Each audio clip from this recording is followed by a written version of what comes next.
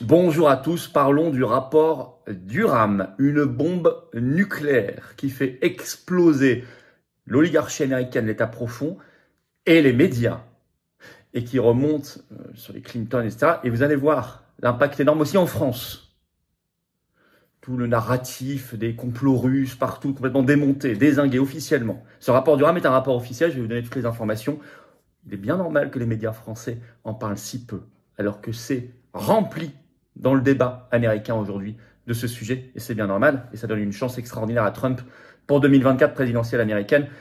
On en reparle, notamment des implications en France. Également, je vous explique tout ça et toutes les plus récentes actualités sur ce sujet dans cette vidéo. N'hésitez pas à la faire circuler, n'hésitez pas à vous abonner à cette chaîne YouTube ou à vérifier que YouTube vous a pas désabonné, parce qu'attention, en ce moment, ils attaquent beaucoup de chaînes. C'est s'abonner en dessous, si vous cliquez dessus, c'est instantané, c'est gratuit. Profitez-en pour appuyer sur la petite cloche à côté, vous recevrez automatiquement les notifications des futures vidéos et les futurs directs sur la chaîne ainsi. Voilà, merci à ceux qui s'abonnent, parce que quand on est à 500 000 abonnés, vous le savez, on fera un événement énorme en direct pour fêter ça. Allons-y le plus vite possible. Et puis, vous le savez, plus vous êtes abonné, plus l'algorithme de YouTube tourne mieux. Et puis, il recommande plus facilement tout ce travail, toutes ces vidéos à des gens qui ne nous connaissent pas encore. Voilà, grand merci pour aider à la viralité de ces vidéos et de ce travail, bien évidemment.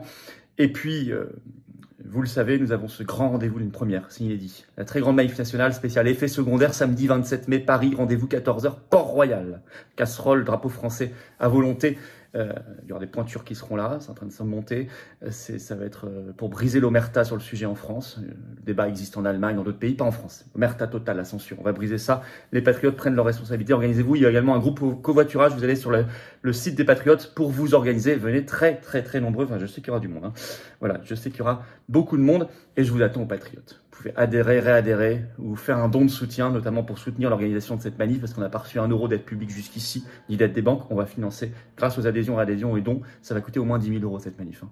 La sono, la sécurité, les affiches pour annoncer les banderoles, les tracts, tout ce que vous imaginez et au-delà. Mais c'est normal, c'est comme ça.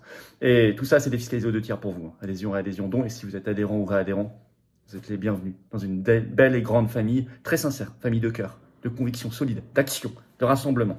Ce sont nos principes et nos valeurs, c'est la liberté, c'est la souveraineté, c'est la justice, c'est la dignité, c'est la vérité.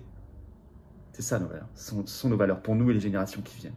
Comment on fait pour adhérer, réadhérer? C'est le premier lien sous la vidéo en description. Bienvenue dès maintenant. N'attendez plus, dès maintenant. C'est également un lien que j'ai mis en commentaire épinglé, une petite fiche maintenant sur l'écran. Et en fin de vidéo en cliquant sur l'écran. Faire un don de soutien, c'est le 2e lien sous la vidéo en description. Permet de financer nos actions. Les dons supérieurs à 500 euros de votre part, on ajoute un avantage personnalisé pour vous. C'est expliqué sur le site des Patriotes. C'est intéressant, ça vaut le coup. Dans tous les cas, 2 tiers de défiscalisation. Bravo aux donateurs, aux réadhérents. Bienvenue aux nouveaux adhérents patriotes. Alors, rapport Durham, la bombe nucléaire. Ouais, je crois que c'est pas surjoué. C'est vraiment cet effet-là que ça fait. Et surtout, en plus, ça empêche les mêmes manipulations à l'avenir.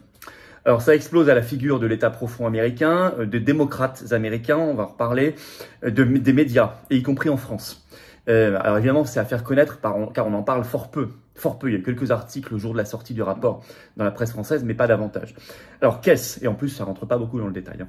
Moi, je vais vous l'expliquer le détail. Alors qu'est-ce que c'est? C'est un rapport de 316 pages du procureur spécial américain John Durham, qui a fait un rapport pendant 4 ans sur l'enquête. C'est un rapport sur une enquête, sur l'enquête du FBI concernant les liens supposés à l'époque entre la campagne de Donald Trump de 2016 et la Russie. Vous savez, la Russie qu'on met à toutes les sauces. 4 ans d'enquête. Alors, selon un article quand même de la presse française qui est sorti le jour J, le 16 mai de RFI, le titre, John Durham conclut que le FBI n'aurait pas dû lancer son enquête sur les liens entre la campagne de Donald Trump et l'ingérence russe. Sur le fond, on sait déjà que c'est pipeau, qu'il n'y avait pas d'ingérence russe dans la campagne de Donald Trump en 2016. Ça, on le sait depuis le rapport Mueller qui était sorti en avril 2019, qui avait abouti à l'absence de tels liens. Mais là, le rapport Durham va beaucoup plus loin parce qu'il dit qu'il y a eu manipulation pour lancer une enquête et pour parasiter le processus électoral américain et le débat.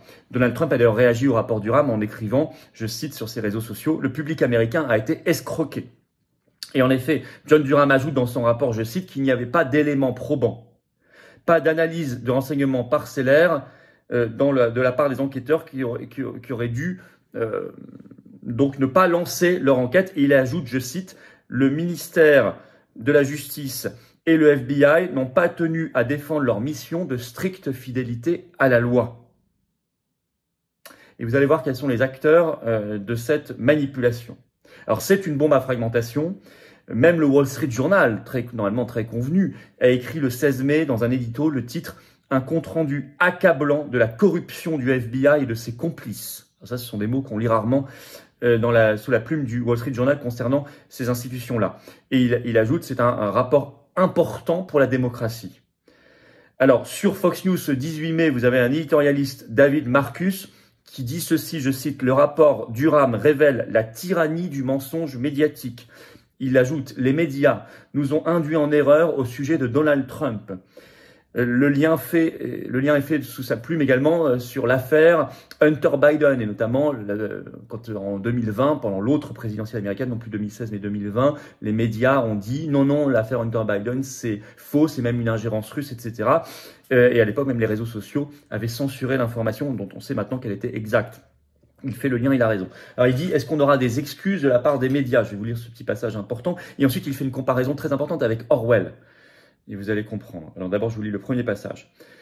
Si les médias d'information grand public se souciaient de leur public ou du pays, nous verrions un défilé d'excuses, nous les entendrions promettre d'apprendre de leurs erreurs, nous verrions un brin de conscience de soi. Mais hélas, non. Et sur le lien avec Orwell, écoutez bien, c'est intéressant comme réflexion. À bien des égards, il est plus difficile de lutter contre une tyrannie de mensonges qu'une tyrannie de pouvoir brut. C'est pourquoi Orwell s'est tellement concentré sur le langage et les mots pour nous avertir de la façon dont le fascisme s'infiltre dans nos vies, la novlangue, pas par les armes à feu. Et ça, c'est extrêmement vrai.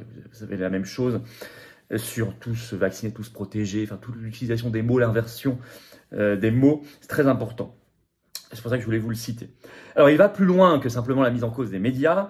Là, vous avez par exemple un édito dans le New York Post du 17 mai de l'avocat constitutionnaliste américain Jonathan Turley, qui dit d'abord, effectivement, les médias sont pour lui l'acteur le plus essentiel de cette conspiration, dans un éditorial jugé impitoyable par Fox News le 18 mai, mais il remonte au Clinton, au Parti démocrate américain, et notamment au Clinton, et même plus loin. Il dit car en fait, on apprend par le rapport Durham que les Clinton ont financé le dossier Steele, celui d'où tout partait. L'accusation d'ingérence russe dans la campagne de Trump et dans les affaires de Trump, ça partait du dossier Steele du nom de Christopher Steele, ancien officier du renseignement britannique. Et qui a financé ce rapport faux, mensonger et à charge? Les Clinton. Je vais vous lire un extrait de cet édito enflammé. L'acteur le plus essentiel de cette conspiration a été les médias, qui ont pompé le dossier Steele comme l'évangile, a écrit Turley. Le dossier Steele, aujourd'hui largement discrédité, contenait des allégations de prétendue coordination entre Trump et le gouvernement russe. Il a été écrit par Christopher Steele, ancien officier du renseignement britannique. La campagne de Clinton a financé le dossier par l'intermédiaire du cabinet d'avocats Perkins Coie, où l'avocat de Clinton, Mark Elias, était employé à l'époque. Le dossier a servi de base à la controversée FISA, Foreign Intelligence Surveillance Act, donc une loi contre Trump, a été essentielle dans le lancement de l'enquête sur la Russie. Donc il y avait les Clinton, mais il va plus loin. On apprend dans le rapport Durham que, alors qu'il était président des États-Unis à l'époque, il était informé, je parle d'Obama. Je cite toujours. L'ancien président Barack Obama et son directeur du renseignement national, James Clapper, ont tous deux été informés en 2016 des rapports selon lesquels la candidate à la présidence de l'époque, Hillary Clinton, 2016, prévoyait de diffamer Donald Trump en affirmant qu'il était de connivence avec la Russie pour emporter l'élection selon le rapport final de l'enquête Durham. Eh ben, dis donc, on n'a pas fini cette affaire. Il va y avoir des commissions d'enquête très sévères aux États-Unis, vous le savez, on va en apprendre. Mais la France. Est-ce qu'il y a un examen de conscience en France? Parce que nous aussi, on nous met du complot russe à toutes les sauces. Les mêmes méthodes en permanence. C'est pour ça qu'il faut que cette vidéo et cette information, il faut la faire circuler, y compris en France. Parce que je vais redonner des exemples. C'est pas exhaustif, vous en trouverez des dizaines. Mais par exemple, j'en ai recherché quelques-uns sur les liens avec la Russie, sur justement Trump-Russie.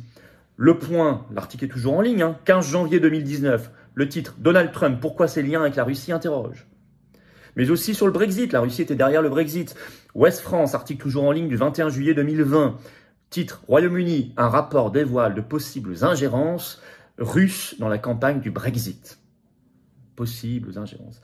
Sur les Gilets jaunes aussi, les Russes étaient derrière. Article toujours en ligne des Échos du 9 décembre 2018, au début des Gilets jaunes. Le titre, Gilets jaunes, la Russie accusée d'envenimer la situation. Mais aussi, souvenez-vous, notre fameuse, organisée par les Patriotes en septembre 2022, manif pour la paix, pour la sortie de l'OTAN, pour un plan de paix. LCI avait dit dans une émission en septembre 2022 que cette manif n'existait pas, qu'elle avait été inventée par les médias russes. Bon.